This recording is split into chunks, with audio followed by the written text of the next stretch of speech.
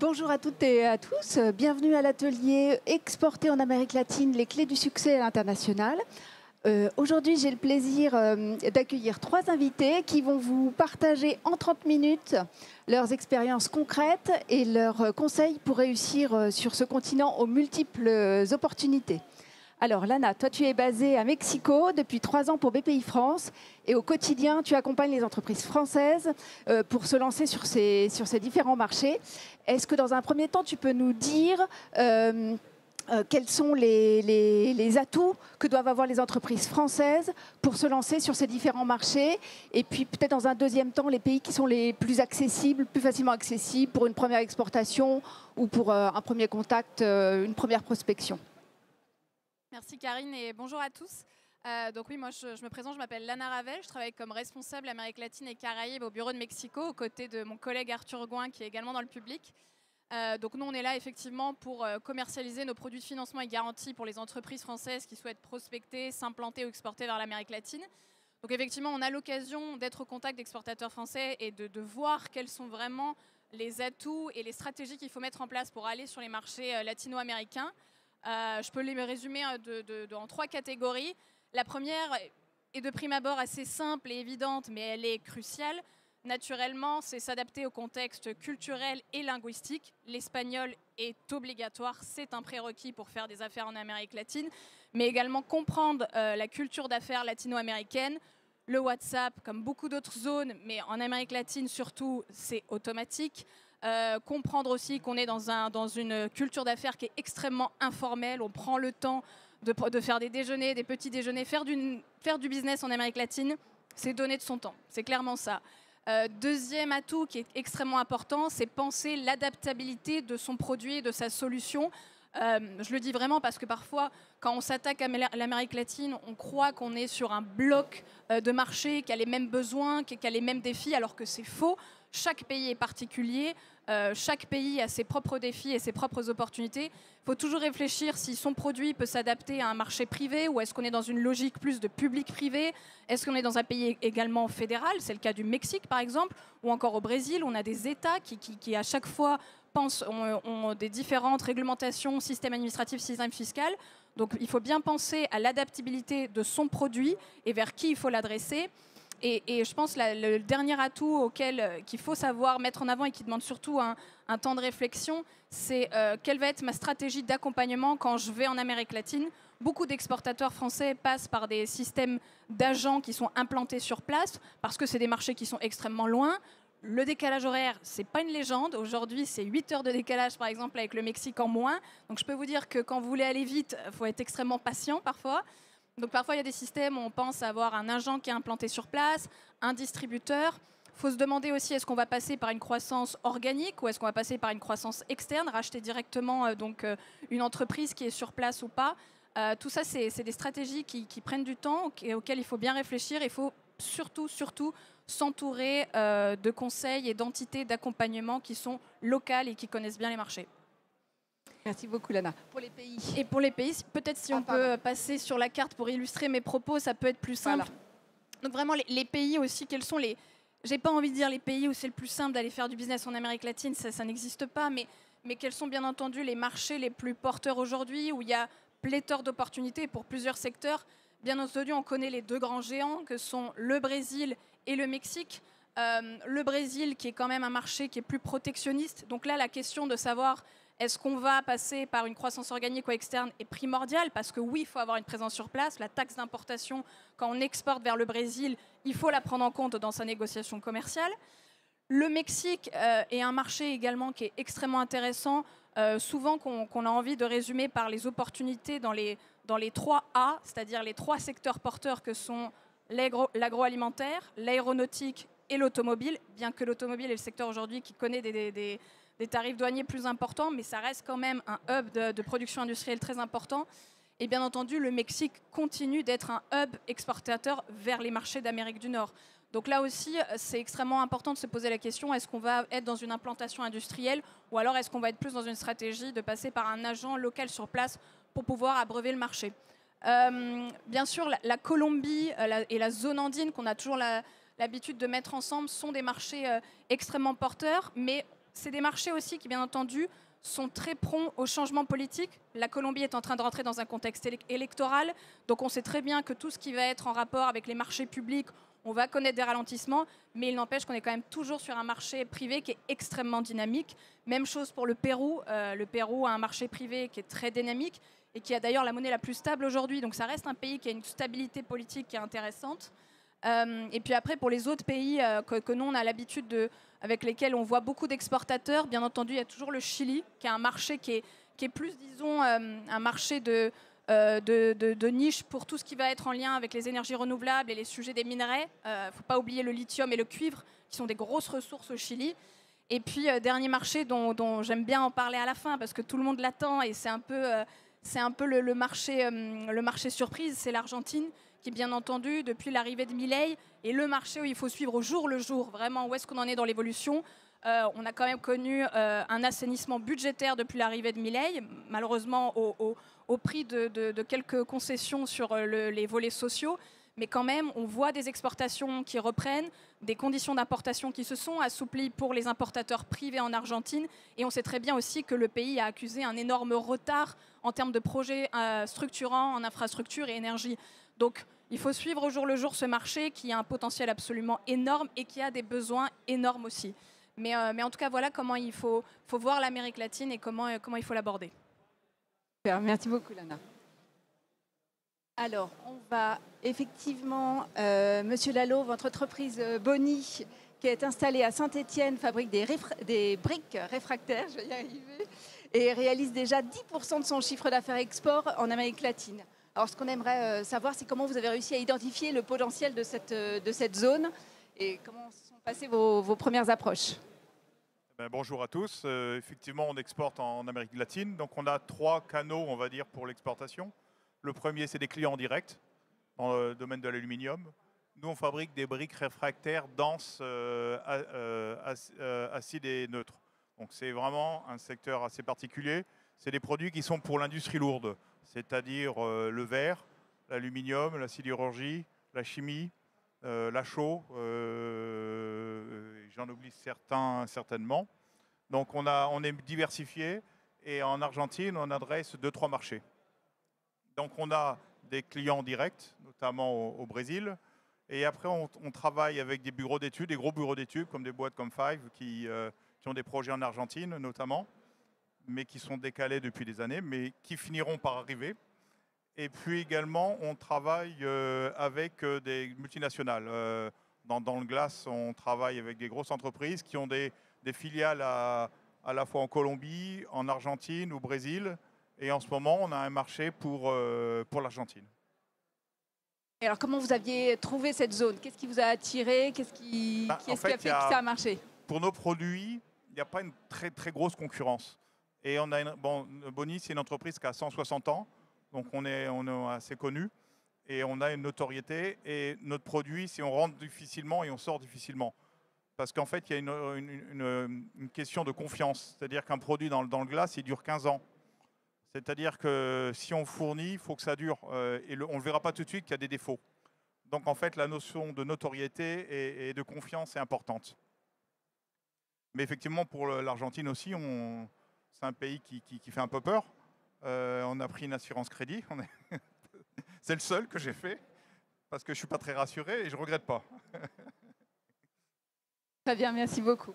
Alors, Monsieur Vincent, vous dirigez Herma Concept qui est spécialisé dans la production de lignes de peinture et vous réalisez 75% de votre chiffre d'affaires à l'export. Et vous avez eu vos premiers clients au Mexique dès fin 2018, donc vous connaissez bien la zone. Donc, qu'est-ce qui vous a donné à vous l'idée de vous lancer sur ces pays et comment vous avez approché vos premiers clients? Alors oui, effectivement, on fait des biens d'équipement industriel, donc des lignes de production, mais qui sont assez grosses. Le ticket moyen, c'est 1 million. Donc une vente, ça a une durée de négociation qui est de 6 mois à 3 ans, plus souvent 3 ans que 6 mois. Et par contre, nous, notre entrée sur le Mexique, c'est un premier projet avec Saveur Glace, où on a accompagné en fait des clients français qui s'implantaient à l'international. Donc on a appris dans la douleur le grand export. Et puis ensuite, on a eu une première étape qui était une mission avec BPI France qu'on a fait en fin 2019. 2019. Ouais, 2019, effectivement. Et c'est là où on nous a présenté en fait tout ce qui était l'aspect culture, accompagnement. On a fait un benchmark de l'existence sur le marché, on a fait différentes études de marché et on a lancé un premier VIE l'année suivante. Et là, le fait d'avoir une personne présente sur le marché, pour nous, ça a été hyper important. Le premier succès, c'est d'avoir pris des marchés avec des clients mexicains directement, parce qu'on a toujours été des accompagnants en fait, des exploitateurs français qui allaient s'impliquer à l'étranger. Et ensuite, on a pris un deuxième VIE sur place, parce qu'effectivement, comme le disait Lana, qu'on s'est vu d'ailleurs au Mexique plusieurs fois, c'est important de prendre le temps et de créer du lien et du contact avec les clients sur place. Ça prend beaucoup de temps. Par contre, une fois que la confiance est construite, les côtés vraiment latin et un peu historique, on se retrouve dans les années 80 en France dans les relations commerciales. Par contre, une fois que le lien est fait, on a des grandes chances de durer et d'exister sur place. Et l'objectif d'avoir effectivement un lien basé au Mexique, c'était de pouvoir assurer cette proximité, y compris tout l'accompagnement avec la notion de service. Aujourd'hui, on a même fait un partenariat avec un distributeur de consommables sur nos machines pour implanter et distribuer finalement ces biens via notre antenne pour l'Amérique latine. Et les deuxièmes étapes, c'est qu'effectivement, depuis qu'on s'est implanté, on a pris plusieurs marchés comme le Pérou, le Brésil et le Paraguay. Et puis là, on a une deuxième ligne qui est en train de se préparer de nouveau au Pérou. Donc voilà, il y a une continuité dans l'histoire et l'implantation. Je ne peux pas vous cacher qu'avec les événements trumpiens, on est particulièrement touché aujourd'hui puisqu'on a une grande difficulté à se projeter, ce qui touche quand même pas mal le Mexique. Mais le reste de l'Amérique latine reste très dynamique. Ok, très bien. Merci beaucoup. Voilà. Je reviens vers vous, Monsieur Lalo. Est-ce que vous pourriez nous raconter un petit peu les points positifs, les points négatifs de quand vous avez commencé sur cette zone, que vous avez rencontré pour approcher le marché? C'était quoi les difficultés? Alors, je vais commencer par les points négatifs pour terminer par les positifs. Les négatifs, c'est la langue, effectivement. Beaucoup de WhatsApp, c'est un peu surprenant pour nous, mais ils utilisent beaucoup cet outil-là. Des petits soucis avec la douane, très tatillon, si sur les palettes il n'y a pas le petit logo, etc. Ça m'a bloqué pendant un mois ou deux à Dos Santos toute la cargaison avec le client qui hurlait derrière.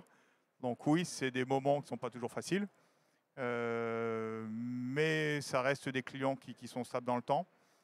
Le côté positif, nous c'est des gros contrats aussi, ça dépasse le million d'euros. Le dernier qu'on avait fait, là on a un plus petit à 750 000. Mais on arrive à parfois des affaires au Mexique, c'était 2,5 millions. Donc le préfet export aide beaucoup. Plus on prend des gros contrats, plus on a besoin de trésorerie, parce qu'en fait on étale la production. Et après, l'Argentine à un moment avait des délais de paiement à 120 jours, ils sont revenus un petit peu en arrière. Donc il faut vraiment utiliser le préfet export, anticiper la trésorerie et puis gérer les besoins comme ça. D'accord, très bien. Et alors vous, Monsieur Vincent, quels ont été les principaux défis auxquels vous avez eu à faire face sur cette zone? Ou les bonnes surprises? Ouais. Non, les douanes, effectivement, on les a vécues aussi. Ça nous met 2 mois et demi. C'est très, très compliqué. Le côté corrompu, c'est quelque chose qu'on a vécu et qui est une réalité. Ça n'empêche pas de faire du business, mais ça fait partie du décor. Donc ça, c'est les côtés moins. Après, les côtés positifs, c'est qu'on a trouvé une entraide européenne et française assez forte sur le Mexique. Il y a beaucoup de Français quand même basés à Mexico. Et puis, c'est un marché qui est immense en fait. Quand on commence à toucher le marché de l'automobile, l'aéronautique, il n'y a pas de limite de taille de marché. Donc ça, c'est vraiment intéressant. Et nous, on est parti sur l'hypothèse de prendre 2 jeunes. On est tombé sur des profils super.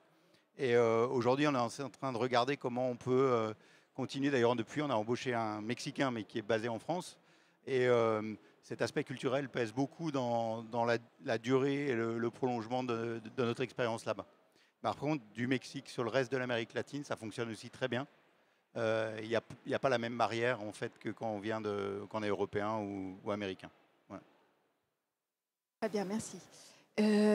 Monsieur Lalo, en quoi les produits BPI France Assurance Export vous ont aidé pour faciliter les relations, notamment avec vos banques? Déjà, comme je disais tout à l'heure, il y a des marchés à plus de 2 millions d'euros. Je pense que si on n'avait pas l'outil Préfet Export, ce n'est pas des marchés que je pourrais prendre. Donc ça, c'est vraiment un outil qui permet de lisser la trésorerie. Pour peu qu'il y en ait en plus 2, 3 qui s'enchaînent à peu près au moment, ça fait des appels de trésorerie qui sont énormes. Et c'est vrai que c'est un avantage. Il y a des pays où ils n'ont pas ça, je ne sais pas comment ils font. Nous, ça nous permet vraiment d'aller... Quand on a pris le premier marché de 2,5 millions, c'était avec Saint-Gobain. Donc on négocie à Paris, mais après avec la filiale. Ils sont tous venus nous voir parce qu'on était une PME. Ils se posaient la question, est-ce qu'on va leur donner l'affaire et on l'a eu. Et je pense qu'on a pu la prendre aussi parce qu'on avait le préfet export. Après, ce que j'aime bien BPI, c'est aussi l'assurance crédit. C'est la première fois que j'utilise, je ne l'avais jamais utilisé. Jusqu'à présent, Mexique, Égypte, tout ça, c'est des pays que j'utilise, qu'on exporte. J'exporte à peu près partout dans le monde entier, sauf en Russie en ce moment, on a arrêté. Et pas beaucoup en Afrique. Mais là, il y a des marchés, effectivement, il y a des besoins, mais il faut être sécurisé. Et l'État français est là pour ça, effectivement. Et BPI, on a pas mal discuté. Alors, ils ont un outil en ligne qui est assez pratique. Donc, au début, j'avais du mal, mais maintenant, je sais y faire. Après, les difficultés avec BPI, c'est que le préfet export, on a échoué 3 fois avant de réussir. C'est-à-dire qu'on a fait qu'une banque. On a eu l'accord au bout de... quand on était payé par le client, c'est-à-dire l'affaire est terminée. Donc, le deuxième, c'était un peu mieux. Le troisième, presque bon. Et le quatrième, c'était le bon. Et maintenant, ça roule. Par contre, à partir du moment où on change de banque, pas BPI, mais de banque, on repart à zéro. Parce qu'ils n'ont pas trop l'habitude du genre d'outil, j'ai l'impression. Et ils se plantent. Et il y a des allers-retours. Et on perd un temps fou. Et il y a même une affaire, l'Argentine, on a l'accord, BPI. Et maintenant, pour lancer vraiment l'affaire avec la banque, on a pris une nouvelle banque pour voir. Et ça fait 2 mois qu'on attend, qu'il y a des papiers qui baladent. Donc. Mais il ne faut pas perdre espoir. Il faut roder l'outil. Et une fois qu'on connaît les interlocuteurs, les gens de Paris sont venus nous voir aussi. Donc ça, j'ai apprécié. Et ils nous connaissent bien maintenant. Et je pense qu'il faut roder. Il faut prendre une banque, puis 2, puis 3. Puis après, les mettre en concurrence pour avoir des taux corrects. Mais il ne faut pas se cantonner sur une seule banque. C'est le conseil que je propose. Ok, merci beaucoup. Monsieur Vincent, je sais que vous avez utilisé particulièrement l'assurance caution export. En quoi ça vous a aidé pour votre développement à l'international? Alors, nous, ça fait maintenant 4-5 ans qu'on travaille avec les produits BPI France. Donc on a pris le même constat. Hein. Il faut prendre le temps d'apprendre. Par contre, on utilise beaucoup d'outils. Il y a aussi tout ce qui est l'assurance prospection qu'on a fait sur le Mexique. Ça, c'est un super outil pour nous en termes de risque. Bien sûr, les cautions de restitution d'acompte. Oui. Ça, c'est des lignes qu'on met en place. Il faut pouvoir se projeter, mais c'est vraiment intéressant. L'assurance crédit export, ça, c'est au niveau trésorerie. Quand on fait des grands projets, c'est salvateur pour nous par rapport à la taille de nos entreprises. Et puis l'assurance crédit, là, c'est vraiment quelque chose de... On essaie d'aller sur l'Inde en ce moment, au vu du ralentissement géopolitique. Et l'Inde, heureusement qu'il y a cette organisation, parce que seul même avec un distributeur, le risque est trop important. Ouais. Donc beaucoup d'outils qu'on apprend à découvrir, qu'on apprend à faire découvrir à nos banques, et ça prend du temps. Et vous êtes aussi dans un accélérateur, si je ne m'abuse. Oui, tout à fait. On fait aussi l'accélérateur PME ETI. Donc là, on est dans un programme avec un échange sur 2 ans. Et ça, c'est vraiment un outil qui est... Déjà pour rencontrer nos pairs, à chaque fois qu'on ne prend jamais le temps suffisamment de le faire et on a toujours plein de choses à partager. Et puis une vision 360 pour nous accompagner sur des projets de croissance externe. Ça fait partie des étapes de l'évolution. Aujourd'hui, on doit trouver des solutions pour être résilient quand on est sur des marchés de l'investissement qui sont vraiment longs en cycle. Dès qu'il y a de l'incertitude, on est sur des bas. Là, c'est de l'incertitude qui dure. Et donc aujourd'hui, l'obligation qu'on a, c'est de panacher nos risques, de se diversifier, tant sur les secteurs que la géographie. Nous, on avait pris l'option de la géographie, c'est pour ça qu'on était allé à l'export.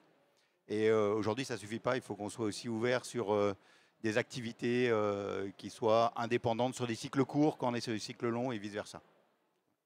Très bien, merci beaucoup.